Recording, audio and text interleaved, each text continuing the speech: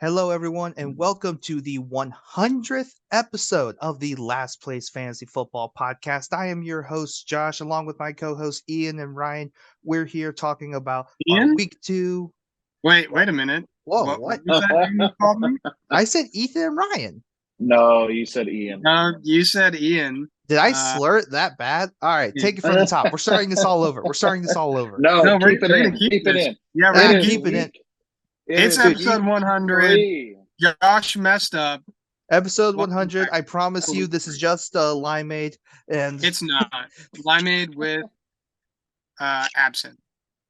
Oh, God. I do not hate my life that much, Ethan, to throw absinthe in There's there. a four local under the table. Let's go. OG or revised? Yes. Thank you. All right, thank you. I got it. Yes. We got quite the episode for y'all today. We got our week two recaps. I think we have probably one of the most important episodes, besides it being the episode 100, but probably the most important episode of the season because we got to talk about running backs because especially after last night, especially after this week in general, it's gone crazy. Then obviously we'll It's a end crisis. with our dream lineups. But first, let's talk about week two dream lineups and see who did the best. Ryan won. Ryan Six- did win, Again. unfortunately. Yeah, again. Again. Really, his I mean, your clutch ad was Nico Collins. So Nico Collins again, fantastic. But I will say, it was only a 20-point difference this time, not like a 50-point There's difference. 16. There's 16 for me. Yeah, and 20 for me. I mean, really, Calvin really killed everyone's hearts, and then Jamar Chase killed mine as far as our dream lineups go. But I mean, overall, I say quarterbacks did pretty decently, except there's a few we'll talk about. And then there's only been a couple of players, CMC, that did well. For example, but yeah, Ryan's Nico Collins pick It's went clutch. really good. So Ryan It's ended good. with 146, Ethan with 130, and me, the lonely, 126. And I will go cry in a corner now. Good. You suck. Yep, of course. But I'm 2-0 in Dynasty by some miracle, so I will take that. But let's talk about week two, guys. What is your one takeaway of from week two? Do you mind if I go first? Go for Yeah, it. go ahead. And I'm going to go on a very quick tangent, but everyone is underperforming. All right. And I just want to read you guys some information. All right. I'm going to start with QBs. These are your top fantasy football QBs right now. I'm going to do quickly running back and wide receivers. All right. QB1. Josh, you want to go ahead and take a guess who the best quarterback in fantasy football is right now? I am scared, but I'm going to say Kirk Cousins. It sure is. Kirko Chains. Kirko Dang Chains. it. You know Of who's the number 0-2 Vikings. You know who's number 2? Oh, Ryan, you want Russell to take Wilson. this one? It's Russell Wilson. Oh my!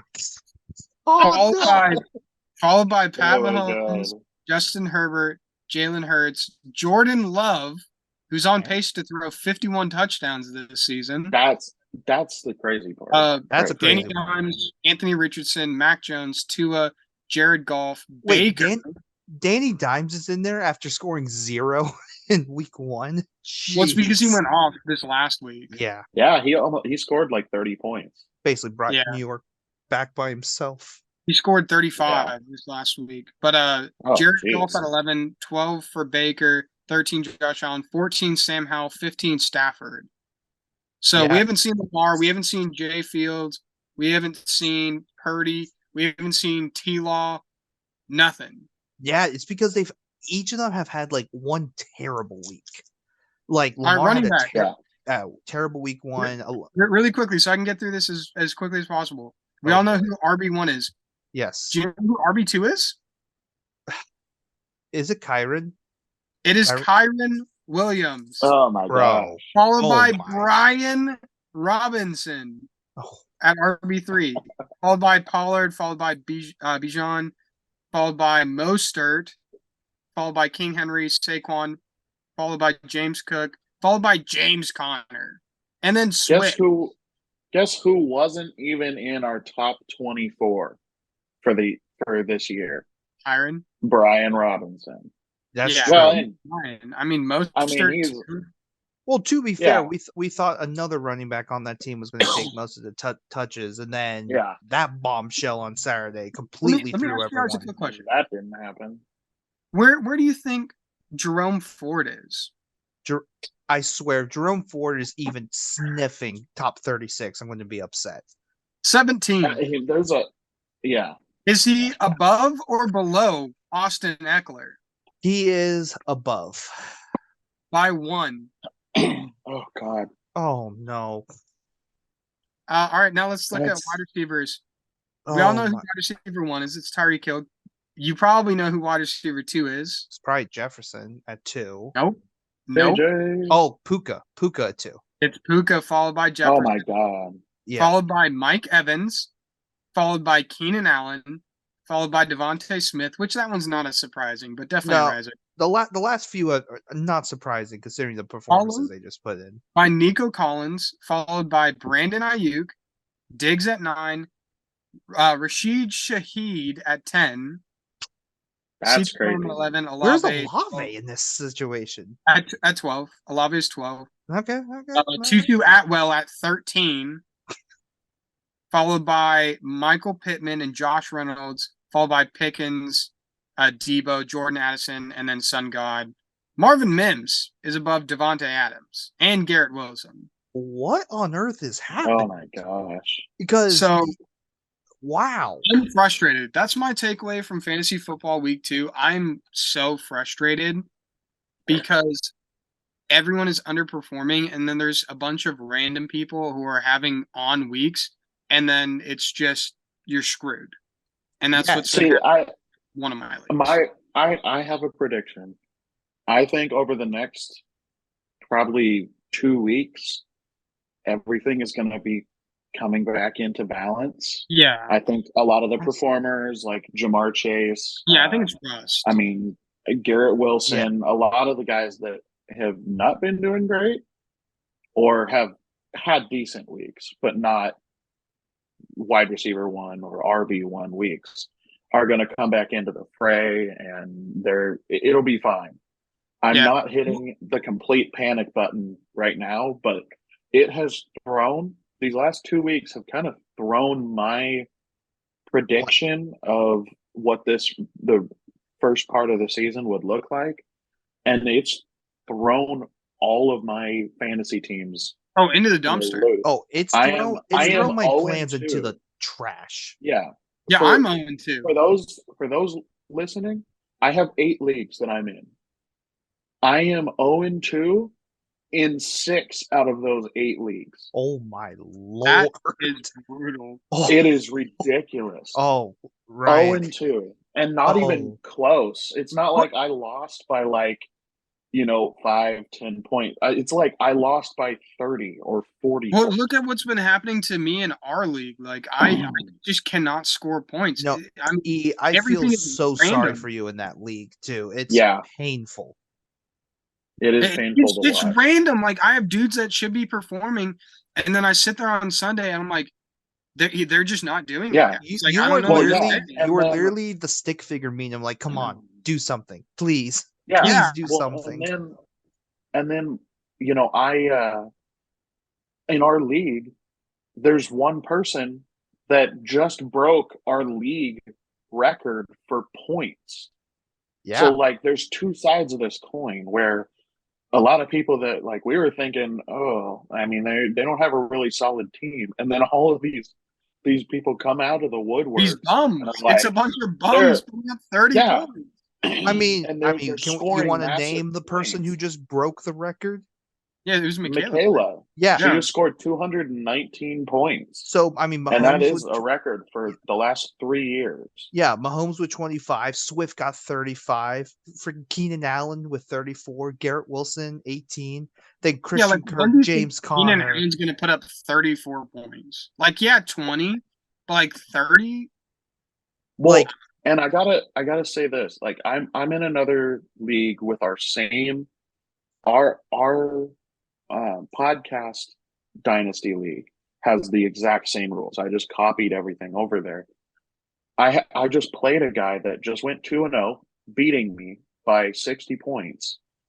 And he scored 181, and he still had 4 people on his bench that scored more than 30 points. Jesus. I Jeez. don't know how. And he was like, "Oh man, I should have put these guys in." I'm like, "Yeah, whatever." Like anybody would have predicted that. Like Yeah. the Steelers defense Yeah. scoring almost 30 points last night. Well, we've That's had multiple ridiculous. defenses. So like, I mean, the Jets had like 20, but I'm trying to think. Dallas defense had like 35. Now Pittsburgh has like almost a 30-point game, Yeah, but and against then Cleveland, yeah, like who would have predicted that? yeah, it's and And then look at the just complete. Jacksonville game. I know people are mad about the Jacksonville game from Yeah, this Sunday. Like that was Yeah. hard to, and there's no reason for it. It's like, I don't know. It's like no one wanted to win that game, and the Chiefs were just like, okay, Well, yeah, if I we guess have we'll to. take the W. I mean the crazy Since they thing is don't want it that bad. a big talking point this past the past couple weeks has just been, oh hey, preseason's kind of important, guys. And there's so many teams Yeah, who take the approach of like, you know what, we're just going to treat weeks 1 through 3 as as uh as our as the preseason, because at preseason, least and because they at least it's should. during the season. But then I mean we'll talk about it now. I think that ravaged the running back position to Yep. where we're in a position of what the heck are you gonna do? Because there Yeah, are I mean, yeah. quite There's a a decent, few. Now yeah. I think E JK, has all of our has Saquon and yeah, I think E has all of our takeaways. Just it's we have a lot of underperform like terrible performances that yeah. literally are killing you. Yeah. And It's making it not fun because it's like you don't know what's going on. Like no one's performing, no one's putting up points. Like it's not really. It's like a bunch of random people, and it's like okay, I mean it kind of makes fun, sense I because guess. they got a lot of the preseason reps, if you really think about it. Yeah, So like like Yeah. you a bunch of the preseason reps, and then the starters come in, and then oh hey, this random person, boom, 2 touch like Tony Jones last night. Um, Yeah. as soon as well, Jamal Williams get even out, Jerome boom, Ford for the Browns. He's perfect good. example. Yeah. So any more takeaways? I know I have one. My last Um, one is I do have one more, but I want to hear your guys' first. Okay. So mine, I mean, Puka Nakua. Holy crap. Yeah. Nakua That's Matata. my takeaway from the last 2 weeks was just like, okay, this Rams offense can function without Cooper Cup.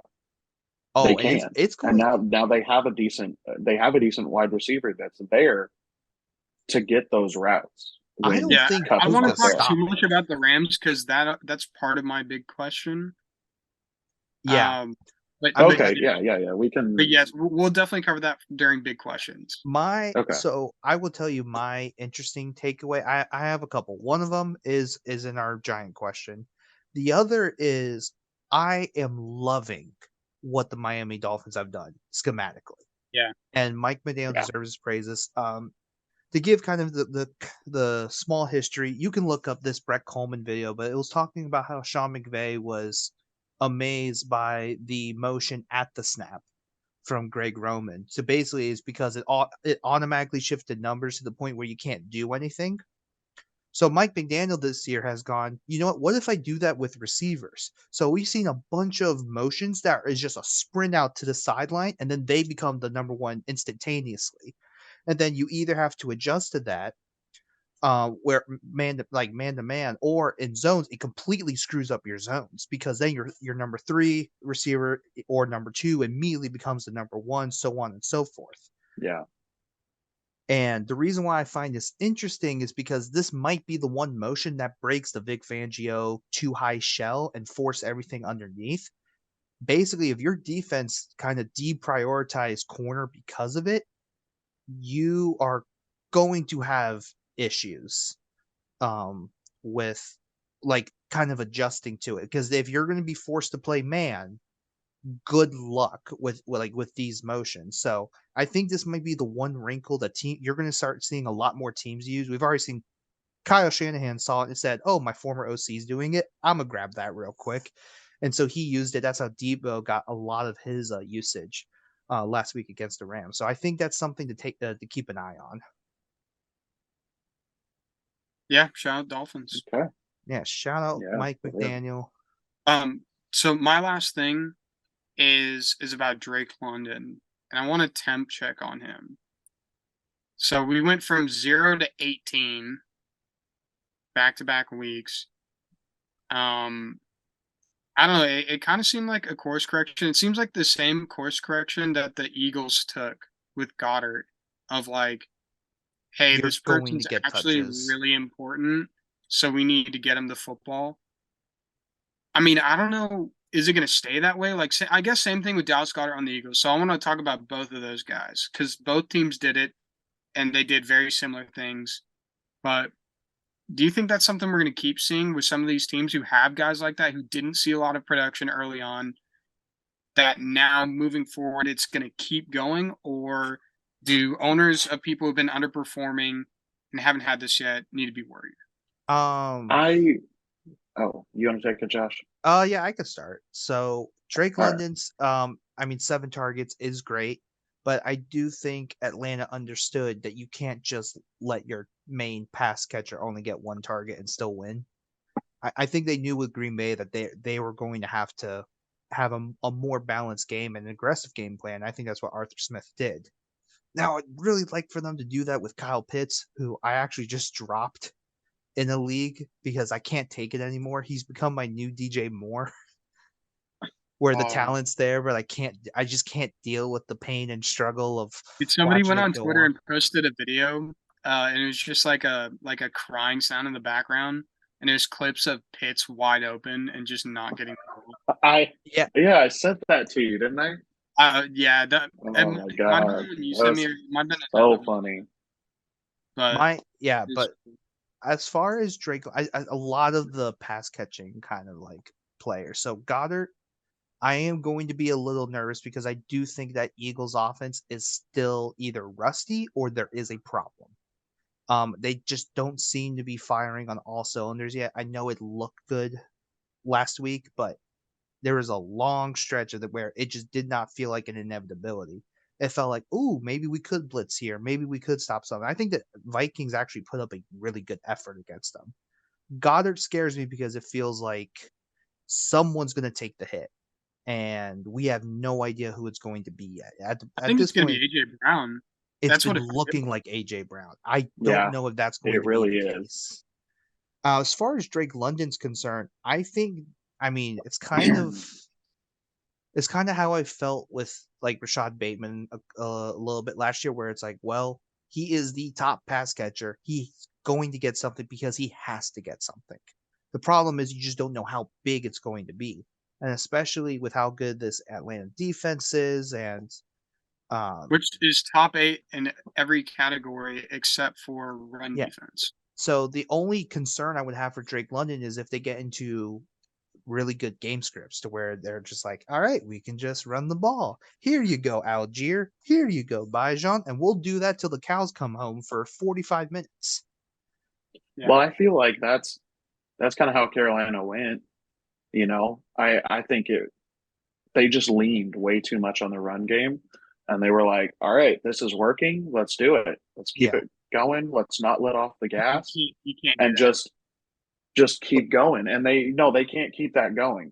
And I think that's why, Green Bay came along, and they have a pretty high powered offense for they're a top 8 being the other issue I have, but I want to say if this happens at Detroit, where they just go run, and they don't throw it out to him, I'd be concerned. Well, especially because that secondary is injured. CJ Gardner-Johnson tore his pec. Just went on IR. Yeah. They're thin at DB, just in general. They're thin at corner in general. I mean, they traded Jeff Okudah to Atlanta. Who was going to play this week against them? Yeah. I mean, let's look at 30 in the morning no, that's next week. Is the London game. Yeah, so they have Detroit, Jacksonville, then Houston, and then Washington. I would Yeah. say these next Yeah. 4 games are going to give you a very clear indication of what you're going to do with Drake London, because I Yeah. could Mhm. see him. I think Jacksonville, they're going to have to pass the ball. I think Detroit, they're going to have to pass the ball. Yeah. Houston is the one that I'm probably going to sit Drake London because I don't think that Houston offense is ready to keep up. And then Washington is just the big test with defense. Yeah. So I think, And with that, I won't take up too much time. So Yeah. let's hippity hop. yeah, let's hippity hop and let's take it up a notch and let's talk about, as I'm calling it, the running back state of the union. Oh, Because we need to talk about the running back situation because, good Lord it Almighty, is fair. it's getting bad. It's getting bad out here, folks. So we're going to actually kind of go through a few of the running backs here, and we're just going to talk about, hey, who you need to be careful of, who you need to trade, get. And so, I mean, the Quickly, first one, very briefly. very briefly, CMC, you're keeping, done, bada bing, bada boom. That's all we're going to talk about CMC for this I wish I was episode. you. Oh, it's so nice. And then let's go down the list here. Who's been your biggest disappointment at running back? Because I think we all might have the same answer. Who is someone that you thought would do really good and then has become. I mean, Gibson is one. Gibson is one. My pick is Alexander Madison. Yeah, Madison I mean, is a huge one. Alexander Madison. For me, Miles Sanders. I Yeah. expected more of him. Josh Jacobs. Yeah. Isaiah Pacheco. Yeah. I expected a little more from all of them. Joe Mixon too. I think, and then on top of that, I think Henry's been the one that's been shocking. Though it did look like a return to form this week. I mean, but yeah, let's go down the list. CMC, you're keeping. Austin Eckler, I will tell you right now, I am trading away as soon as I can. Yeah. I was nervous about trading him over the offseason with how he played week 1. And then he immediately got injured, and I was like, you know what? So here's the crazy thing. They just said today that there's no timetable. So that's problem number 1. Oh, sorry, the camera's right here. Problem number 1. That's problem number 1. Yeah, as I have it off screen. But problem number 2, guys, I'm pretty sure Brandon Staley might get fired if they lose a few more games. Like, legitimately. Interesting. When you give and here's why. When you give $260 million to Justin Herbert and you start the year 0-2 because you are a defensive coach and your defense stinks, you get torched by Mike McDaniel, Tua, and Tyreek Hill, and then get torched again by Tennessee, who has Derrick Henry, D-Hop, Treylon Burks, Ryan Tannehill, who looked really bad. At what point do they go, enough is enough? We have our quarterback locked in, but you got to go. And here's one thing, though. The NFC South has 3 top 10 defenses.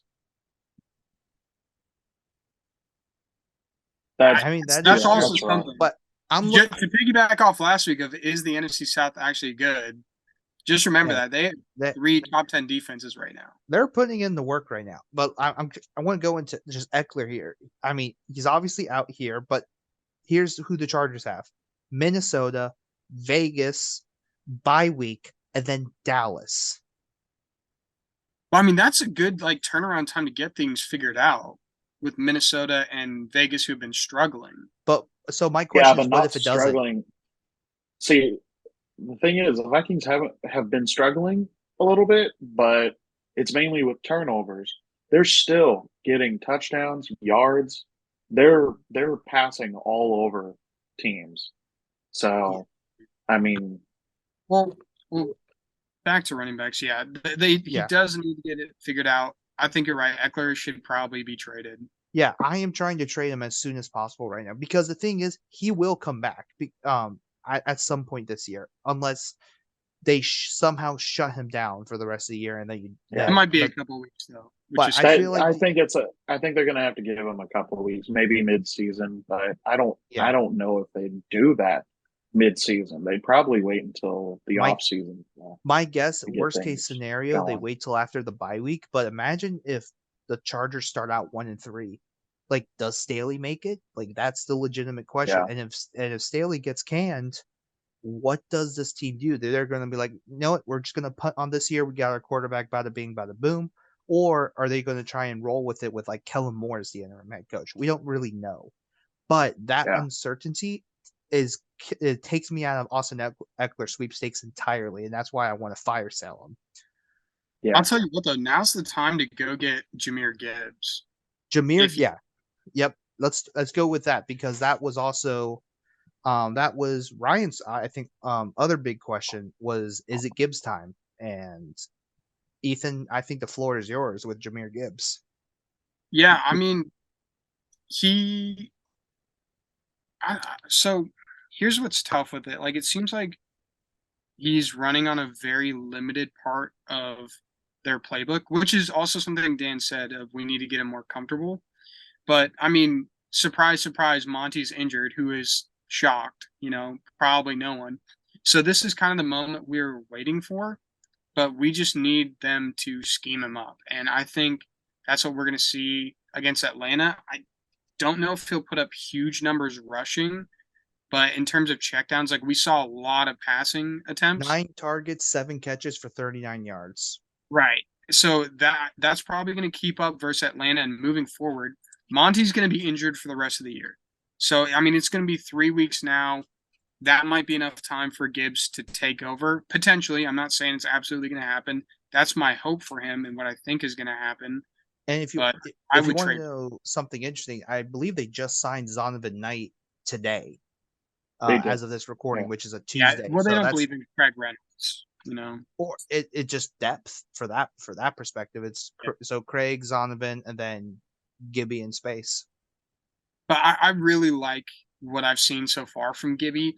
I was really hoping he was going to get it earlier, but he didn't. And you know what? That's fine. Everyone has their own adjustment period. I mean, look at CJ and Bryce Young. Like, they didn't really seem to get it till this last week, and even then they still make some mistakes. So, and Bijan is just an anomaly. But also the Atlanta run game. He is also the greatest running back prospect we have seen in a very, very, very long time. I don't know, maybe since CMC. Yeah, I would say CMC, because I would think actually he's better than Barkley. I would put him above Barkley. Well, he plays a different game though. He's not a power running back, but he makes flashier plays. I mean, he made again the top 8 defense in Green Bay. Like, he put 3 dudes on skates. Yeah. Oh yeah, dude, his cutting ability is insane. That was very entertaining to watch. I couldn't believe that. Yeah, that was incredible. But you guys brought up oh, Ryan, go ahead. Sorry. Oh, I was going to say, do you want to move on to the next big question? Yeah. Well, here, I mean, this is still part of our running back State of the Union. Let's talk about, unfortunately, the injuries. If y'all saw Nick Chubb, we really hope him and wish him a speedy recovery. Yeah, I was going to say, knees brutal. Aren't supposed to bend that way. Yeah, I sent you guys the picture. I hope you enjoyed that. Yeah, that was brutal. That was disturbing. It was disturbing. In fact, they didn't even want to play that. Good on the NFL for doing last night. Like the announcers were like, the announcers. I kind of chuckled a little bit. I was like, the announcers just said, "Oh," and that's how you hear the crowd going, "Ooh." So you know what? Well, but they didn't even see it like how we saw it after the fact. Like, when you slow that thing down and get close up on it, I mean, it is brutal. Like, in game, you don't even see it flop like how it does when you slow it down. But when you slow it down, I mean, it goes literally from a right angle to flopping all the way over. Like, it was brutal. Extremely. I cringed. That one hurt. As soon as I saw it, I was like, oh no. So prayers with them, honestly. Yeah, really, we wish him a speedy recovery. But unfortunately, we do have to talk about his absence. But hey, Kareem Hunt might be coming back. Yeah, Kareem Hunt might be coming back. Jerome Ford is apparently the starter. I want to talk about fantasy perspective, not like what the teams are going to do, but what you as the fantasy manager should do.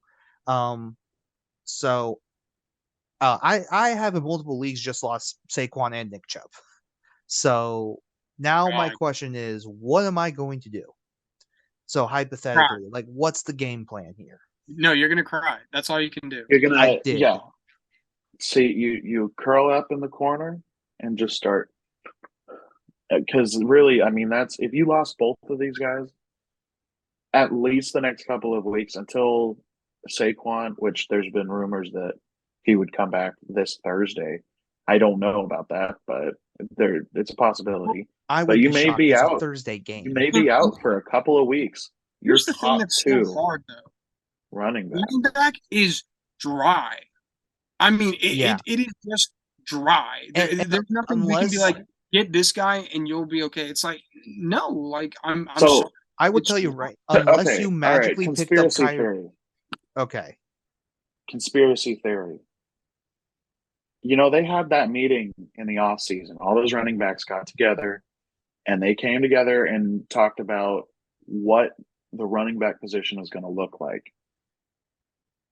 Do you think like teams are starting to go, all right, well, I mean, we just won't use you,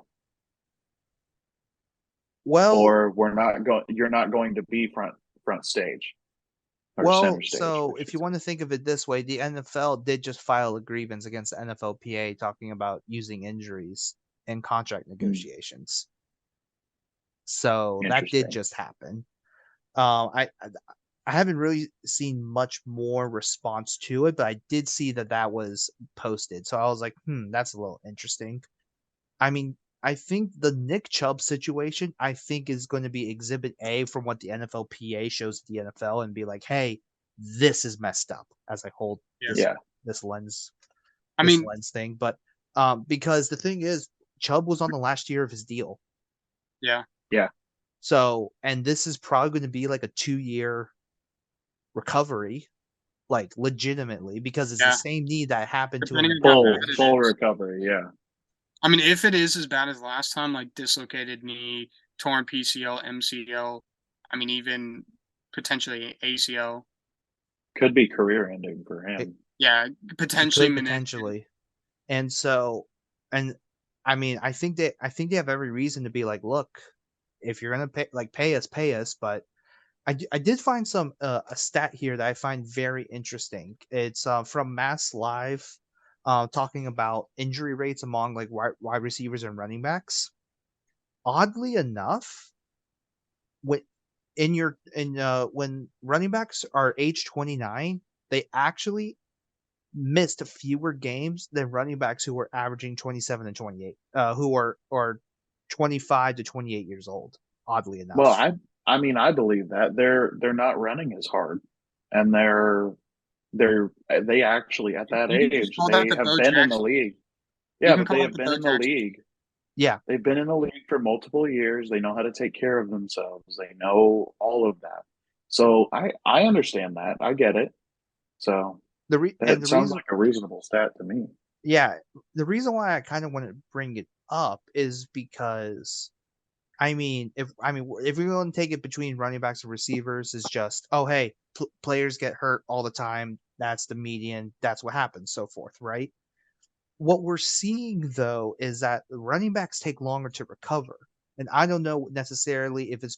And on top of that, before I get to that next point, wide receiver like size has been able to shrink down. So like Devontae Smiths of the world, Zay Flowers of the world, Tank Dell, Paul Richardson back in the day with Seattle.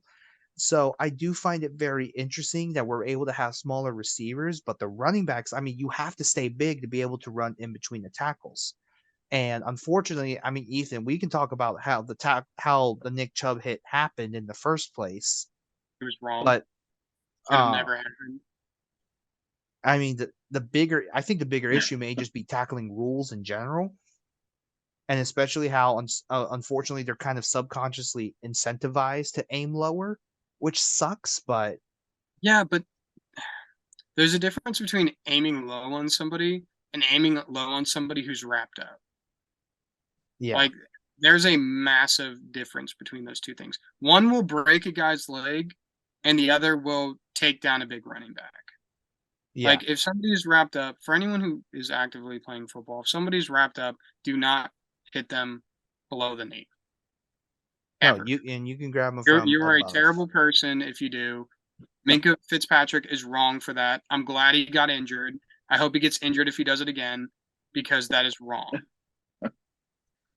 Like, I mean, that's So, that's but know, really, really there's quickly the to answer issues. the question, for those people who are or do you want to say something quick, Ryan, before I turn the page? Oh, I was just gonna add a little piece. I saw on Facebook on a football page that they were saying, they should implement a rule that if you intentionally like hurt somebody like that and they're out for the year, you get suspended for the year until they come back. You're out. I kind of like like that. I it mean, would be like it would be a big incentive, but it would if also you're ruin some asking people's me, career. Minka should be suspended for that hit. He should be. Like I'm just gonna tell you how it is. You launch Yeah. at someone below the knee while they're wrapped up by somebody else and going to the ground. You deserve to be suspended for a hit like that. I'll be honest with That's you. like a targeting thing for No, me. I totally get how, like, I totally understand where you're coming from, me, and especially just I'm also very I have sensitive about it because I had an injury like that. So, and Yeah. I know mine was nowhere near as bad as Nick Chubb was, but it was bad enough to be like, you just don't do that. Yeah, Yeah. no, I totally understand where you're coming from. I guess my perspective on it is, there's one dude, I can't remember his name, but he came up with this quote, and I'm taking this with me as far as in life in general. But it basically says it's hard for you to get mad at the result if you don't analyze the process of how you got to the result.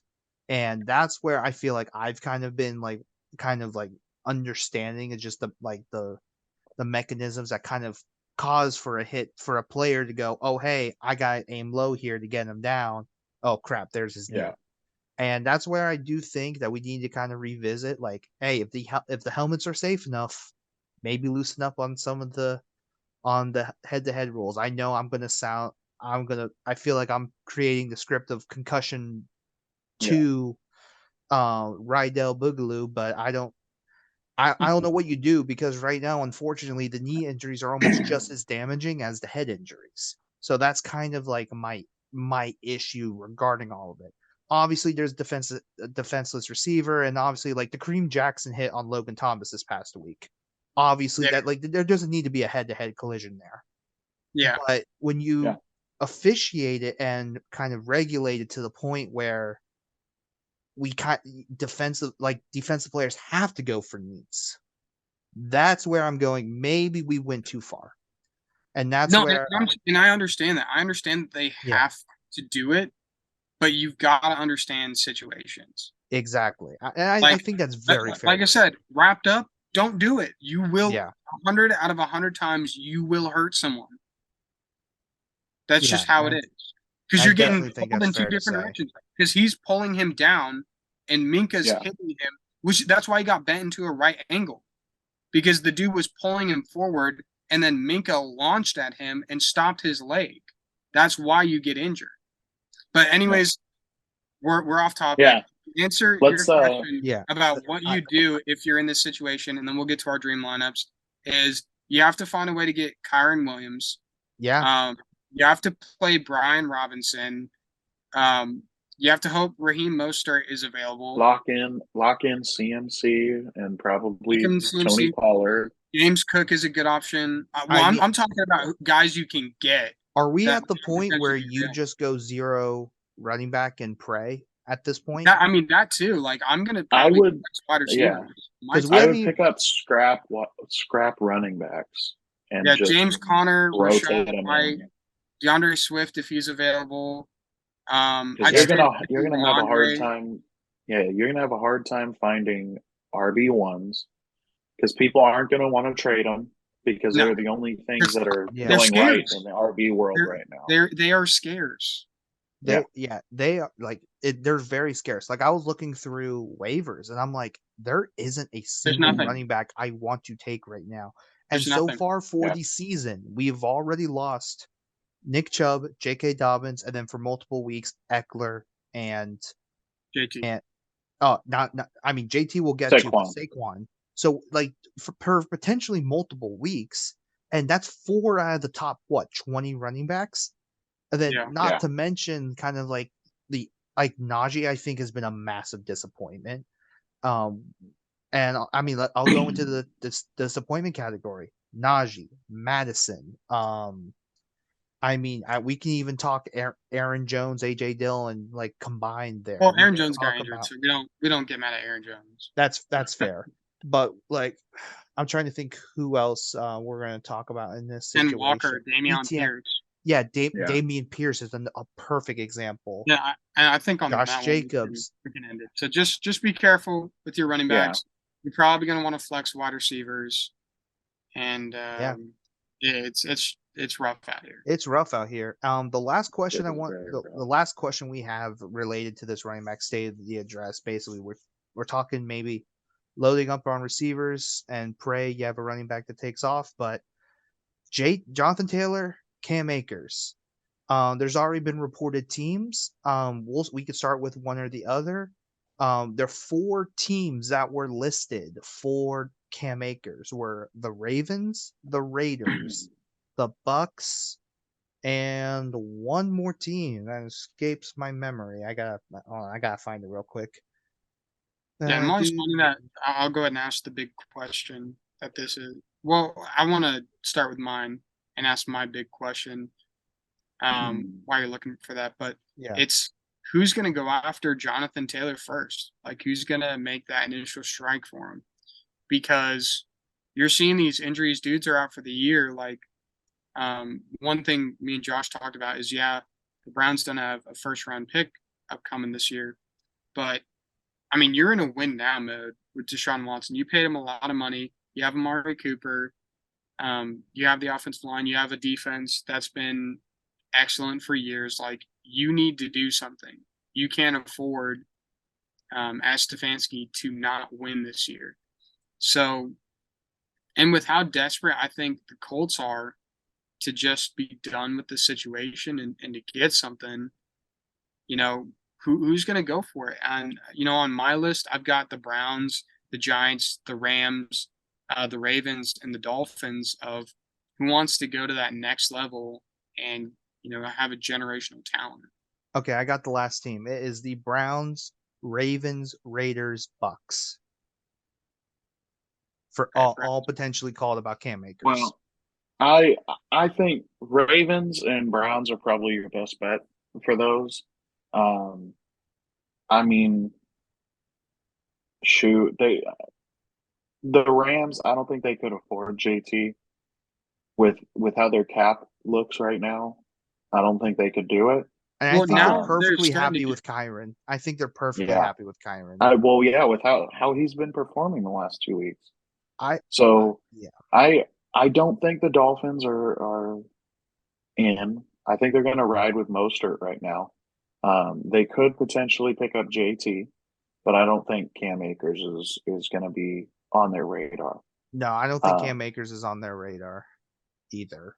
But I think they're just offering too much, or they're wanting too much for JT for them to be in on it. Here's the reality.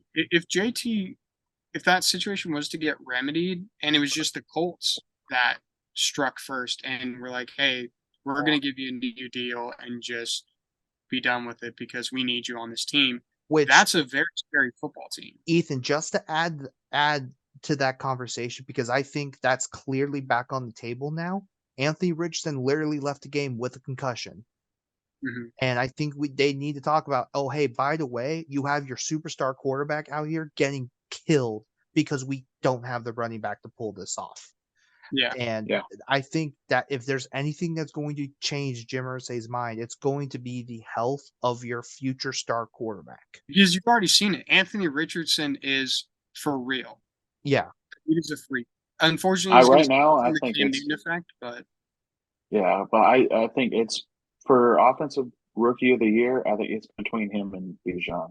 And Puka. Straight up. No, it's Bijan.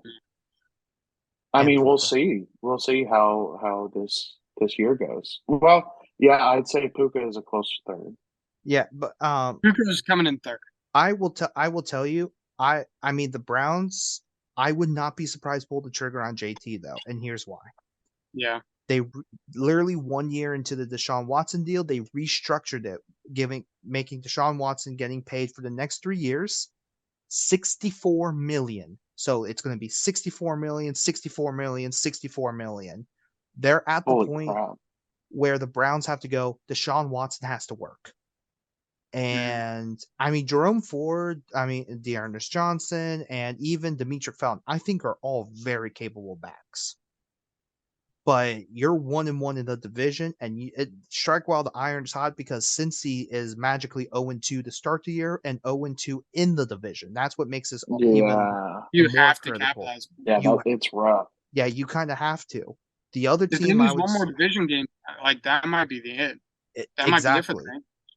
And the other team I want to talk about for JT, I mean, besides Miami, we've talked ad nauseum. I think Minnesota has to really look into JT. And the reason Yeah. why is because I think in 2 weeks, I don't care if it was the Bucks, I don't care if it was the Eagles. Alexander Madison has showed you he is not the answer, and that Dalvin Cook was Yep, kind of important. And I think with yep. Kevin O'Connell's scheme, it's great on the passing end. It leaves a lot to be desired on the run game side of things. And I take this because I understand, especially with when I've dealt with the Greg Roman experience as a Ravens fan the past few years. Just because you have a heavy emphasis on the run and then you're not going to focus like on the pass as much, that doesn't mean that you can just put Joe Schmo at receiver and call it Yeah, a day. You actually have to make sure that that's even better than your run game because what you're doing is you have to go, the pass game has to be perfect whenever I call it or whenever I want it to be, it has to be perfect. So that's what I think Minnesota's dealing with. And when they realize mhm, if Madison can't do this, we're just going to keep losing and losing and losing. And they have to be able to control the game running the ball. So that's yeah. the Yeah. only reason why I think if they haven't considered JT, they better be considering JT. Yeah. They Well, should. Honestly, I would be completely behind that. The only concern I have is just cap. So, Yeah, because I mean, we gotta pay JJ for one. yeah, Everybody's calling for it. He's calling for it.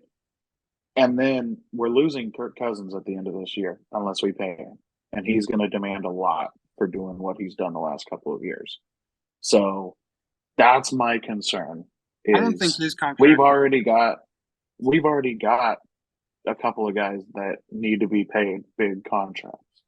Now Kirk Cousins isn't going to demand a lot, but you know, he's going to be a top tier quarterback just with how he's done the last couple of years. So, Yeah.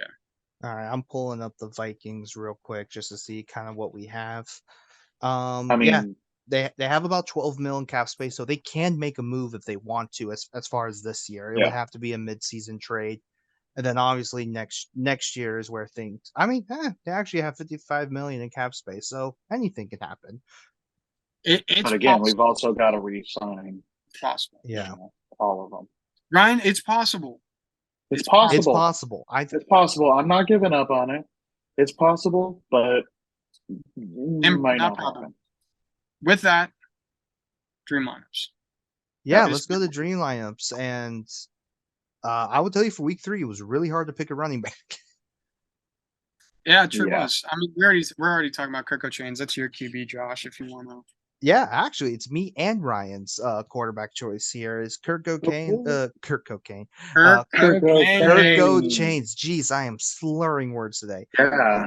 What are you drunk? Why do I you think am he's not. QB1, everybody? It's the party powder. Yeah. Kirk Cousins going up against the Los Angeles Chargers. I think that's just a really good matchup. Yeah, that The McDavid Chargers trade. have shown that they can't stop anybody. And if you are a believer in Alexander Madison, this is going to be your last chance because Los Angeles has not done well as far as stopping the run. But nonetheless, I think Kirk Cousins is going to have a good day throwing the ball. Yeah. Yeah. I'm I gonna think leave so it- too. Oh, Sorry, go ahead. Oh no, you were talking about Kirk. I was just going to talk about my QB. Yeah, go ahead. Go ahead. I was Okay. just agreeing with Josh. Yeah, I went a little bit different. I'm taking Mahomes against Chicago. I think he's going to get a little bit more comfortable with Kelsey back, and Chicago has just looked terrible. Yeah. I mean, do y'all want to take that little tangent and ask what the heck is wrong with Justin Fields right now? I don't know. I don't want to answer that. I don't want to ask that question because I don't want to know. It's too early, I think. I think yeah, there's a lot going on. And he's trying to figure it out, but it's too early to talk about him. Fair I think enough. this is his Fair first enough. season with actual weapons on offense And an actual and coordinator. and no running back behind him. So I think that I mean he Dang it, hasn't Monty. been entirely effective, but Yeah. you know, it's just I think it's new for him, and I think there might be a transition. But if he doesn't start doing something on that offense, it's going to look real bad by the end of this year. So No, I totally agree with y'all there. Ethan, who is your quarterback? Oh no, you already said it. Duh. Let's we're on to running backs. Yeah, we are on to yeah, running let's backs. do our running backs. Ethan and I have the same tier 1 running back. Oh, because you just changed it. Absolutely. I think I wouldn't notice. No, we set the wrong last week. You can't. Once we hit record, lineups are locked. No, we did not. After we did not. We did not. Once we say it. No, because I changed it right before I said it. Remember, you say it, it's locked in. Yeah. All right. It's like Little Mermaid. Like you gotta use the voice in order for it to set in stone. So, all right. I mean, so you guys both have CMC as your starting. Absolutely, it's not changing. All right. Self-explanatory. Okay. I took a little bit of a detour on this and went with Tony Pollard, which they're facing Arizona this week, which should be a breeze. Back. Yeah, it should be a breeze for Dallas, and I think they're just going to go. That game. I think they're just going to go. Here you go, Tony Pollard. Run. I stopped trying to go against the Arizona offense because I got burned 2 weeks in a row. Yeah. No, I'm just saying it'd be the biggest Cowboys thing ever to lose to the Cardinals. Oh, absolutely. Yep. And then Micah Parsons just missed on 20 sacks. So, all right. Ethan, what is your RB2? Mine is Gibbs. I wanted to. I was very close to picking him for my flex. Same was very here. Close. Same. First week without Monty, I want to give it a throw and see what comes out. I like it. Okay. I think that's fair. I think that's very good. Yeah. The same thing again. Well, in Atlanta's defense against the run hasn't been the best. Yeah. So me and Josh picked Kyren Williams for both of our running back 2 spots. I just like what he's doing. They're using him a lot. Because of the Cam Akers news, are we officially putting Kyren Williams in tier 2 category? Yeah. Let's just lock and load I would place him as an RB2 right now. Yep. All right, cool. Same here. There's still a chance that he drops down, but yeah, I would say yeah. All right, cool. I'm down to lock that in. Okay. On to our wide receiver ones. One more. Can I add one quick thing about Kyren Williams here? Okay. Go ahead. This is something to be very interested about. But the safety Nick Scott for the Bengals got hurt during the game. It looks like to be a concussion against the Ravens. I have no idea whether he's going to be able to play or not, but that's going to be a huge blow to Cincy's defense if they don't have him out on the field. Okay, that would be a boon for them. Do we all have the same wide receiver one? Are we all going with JJ? Yes, we all went with JJ. Good old Justin Jefferson. I mean, it's self-explanatory. Well, yeah, we already pretty much said it. You know, they're facing LAC, so they're facing the Chargers. They have a crap defense. So yeah, that's it. That's all we need to say. Um, I think wide receiver two. Ethan, yeah, Ethan, go ahead and say your wide Ooh. receiver too. Yeah, I'm taking Devonte Smith. I just want to see if he's going to keep doing it. You know, he seems like a favorite of Jalen. Look like they got their pass attack. I mean, Tampa Bay might be rough, but if the offense keeps going the way it's been going, might be this might be the floodgate for the Eagles offense, or And it could just be a Okay, tough matchup. So okay, that's sneakily a really fun game to watch for week 3. potentially, Yeah, potentially. yeah, I'll go with potentially. my next wide receiver too. I am just picking this Chargers and Vikings game. I'm going with Keenan Allen. If we're really going to lean on Austin Eckler not being there for multiple weeks, it wasn't Josh Kelly who benefited from that. It was Keenan Allen. yep. See, but I gotta say, like, I'm concerned with the Chargers offense against this Vikings pass defense because they've limited. I think they've limited to under 170 yards passing both games the last 2 weeks. So I it's think I think that's fair. I think that's fair to say that there's a concern there. However, this is where I'm really believing in Brandon Staley on the hot seat. At this point, you just gotta go with what works. And that is going to yeah, be Justin I agree. Herbert throwing the ball over and over and over again. Because right now you don't have an option. If you go 0-3 with a $260 million quarterback, Yeah. they've already said we're committed to Herbert. We're not committed to you. Yeah. Oh Ryan, yeah. receiver two. Okay. Mine is Mike Evans against Philly. He's just looked really good. He looked really good last week.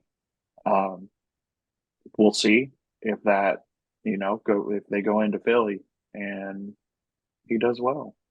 I'm confident. So yeah, I know this Philly D is pretty strong, but I think they're going to rely on the pass game because their defensive front just has been mauling Their D running line backs. is one of the greatest assembled position groups I think I've seen. Yeah, the Yeah, Philadelphia Bulldogs. Yeah, really. But I mean, can we talk about, man? Tampa's been killing it as far as fantasy is concerned. yeah, I'm really surprised like how well they've been doing. Yeah, do we This might want? be the end of the undefeated run though against Philly. Yeah, We I'm shall I'm see. I'm seeing that. I think right now, as a Vikings fan, I see this as justification for if they win against Philly, I see it as justification for them beating us. And I'm like, I feel a little bit better I mean, about them beating us. And I'm like, okay, I said I, this in the group chat. I don't care if like Minnesota's 0-2. They're by far, I feel like, a better team than last year because yeah, their the defense last year was historically bad. And unfortunately, the game would get out of hand quick. This time, like it actually like it stayed within the ebbs and flows of like, no, there's a shot here if well, Minnesota can yeah, stop shooting itself in the foot. But besides that, exactly. If Kirk Cousins can stop shooting Minnesota in the foot. Alexander Madison can Uh, stop fumbling. Alexander Well, Madison and but our Kirk center. Cousins turned the ball over more than Madison. Madison should have had 2 fumbles. He got So lucky. There if was Yeah, you're a going to be penalty mad at at one yeah. point. Madison, you Well, have to and be then mad at Kirko. I'm not mad at Kirk because that snap that he took in week 1 that was absolutely horrible. That they turned into a fumble. That was not his fault. So Didn't he fumble it 3 times, or was it only 2? I think it was only 2. I think it was only 2. But like again, one of those was just a bad snap. It was horrible. So Still, take care of the football. and Tight it end. was our okay tight end. My tight end is Travis Kelsey Yeah, we have this. against Chicago. The Chicagies. I think he's had with week 1 being out last week, he did not get everything he wanted. Yeah. The only thing he really did was that touchdown. He struggled. So I think he's wanting to just get out and be like, all right, I have to assume that wide receiver 1 role for this team. And I think he's going to go out to Chicago and prove it. Yeah. I'm taking the stack, Mahomes and Kelsey. And I will just take Travis Kelsey on top of that, as I have just changed it. Oh, all right. Wait, no. are you changing it right now? Yeah, I actually did You just change didn't- it right now. You didn't want to have the triple stack of Kirk Cousins, JJ, and Hawkinson? Well, so here, I've been thinking about it, and you know what? If you say I'm overanalyzing it, so be it. I would say if there is one team that can stop tight end, it's going to be the Chargers here, because they have Kenneth Murray, Dayan Henley. They have the speed at linebacker to pull it off. So that's the only reason. It's like, man, and on top of that, you really need a touchdown from Hawkinson to make this, I think, worthwhile. And he had 2 last week. So I think he's going to come in as a major piece of, hey, you got to stop him.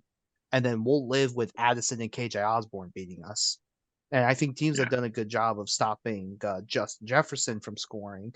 And they're just kind of letting Hawkinson, Osborne, Addison score. But I do think it's the corners that are a bigger issue for the Chargers right now. So that's why I'm switching it to Kelsey. Okay. All right. All right, flexies. Kelsey it is. All right. Flexes. Who do you have, Ethan? Well, we all I'm have. thinking- Oh yeah, we'll lay that on the table. We can talk about the other guy. Yeah, we'll talk about All we'll talk about three. the last guy. Oh, okay. All right. Good. Okay. So I'm taking Swifty. I want to get a little bit Swifty this week. Swifty. Little Swifty. I like it. I like to pick Matt. Dude, he looks so good on Thursday. Yeah. And he's the guy. He is the guy. Yeah, I mean, as far as Kenneth Gainwell is still hurt, so. Well, and Minnesota didn't have an answer for And Penny didn't look good. Swift. Oh no. It was all Swift. I would say for the future, it's Swift and Gainwell. That's it. Like those are the only running backs that you're going to see. For all intents and purposes, Swift spit on them last week, and hopefully he'll do it again. Oh yeah, for sure. I think very possible. For sure. My other flex I have, I'm going to go with Nico Collins. Dude has been lighting it up, and he has a pretty decent. Nico and Tank. Yeah, Nico. Tank did really well last week. I was really happy to see that. But Nico Collins, they get Jacksonville this week. I still think I mean Houston's in one of those scripts where they're going to have to keep throwing and throwing and throwing, and that's where I think Nico Collins is still going to be relevant. Yeah, I'm really thinking about throwing for this week, potentially for like Chris Godwin, but I haven't convinced myself yet. I think you should not do that. So for my flex, I picked George Pickens. I think against Las Vegas, I think he's going to do it. I think he's that wide receiver 1 for them, and he's got that. He showed that he can. Chemistry. Yeah, he showed that he can, but he's got that chemistry with Pickett, and I think he's gonna run to him every time. So, So I think against Las Vegas, it's a decent matchup for him. I'm throwing my chips on George Pickens. Yeah, and then finally, obviously, we all have Puka. Nakua Matata, Puka Nakua. Because why not? Why not? Yeah, I asked my wife before setting lineups last week. I was like, "Oh, who should I put in?" I think it was like some other person or Puka Nakua, and she's like, "I like him because of his name. Put him in." Like, no, all right, cool, whatever. I mean, but let's talk about Puka Nakua here. When you get 20 targets, he's pooping on teams. Yeah, dude. Honestly, at this point, usually it's like, oh hey, it's gonna be legit after 3 weeks. But the fact of like when he's getting what he has 35 targets in 2 games, something like Oh, that. 35? I thought it was 25. Oh no, It- it is 35. He broke the record last It, week. yeah, it's 25 receptions on 35 targets. Yeah, That's crazy. I've No hit the touchdowns though. I've hit the point just realizing that even when Cooper Cup comes back, I think Puka's still It relevant. will be relevant, yeah. Yeah. Yeah, Cooper Cup wishes he could get 20 targets. But we've made it. We've made it to the end. We have We made have. it. We have gone through an emotional running back segment, and then our dream lineups where hopefully Just Ethan or emotionally, I. fantasy football in general, like everything about fantasy football is sad. Not everything. I mean, For my some- dynasty Puka team's Nacua. not sad at least, but I am nervous. Oh, But man. that is it for the 100th episode of the Last Place Fantasy Football Podcast. Thank you for everyone for listening and watching all of our analysis and our prognostications going into week 3 of the NFL season. Remember to take your Thursday players out of your flex, put them in your starting spots. Remember to be checking us every Sunday morning for news and injuries, just so you get the latest news and know how to act accordingly. You can find all of us at Last Place FP on all social media platforms: YouTube, Facebook, Twitter /X, whatever it's called now, Apple Podcast, Spotify. We will give you the latest news and the latest injuries and the latest trends happening in NFL fantasy football. Ethan, for the 100th time, what should the people never forget? Never forget. Sometimes you're right. Sometimes you're wrong. Sometimes you're 2-0. But 0-8 in 6 of your 8 leagues. But that's a whole nother Shut up. discussion. You're super bad. Sorry, Ryan. We'll see you guys next time. We'll see you next time. Have a good one, everybody. Don't forget to cry. Oh my gosh.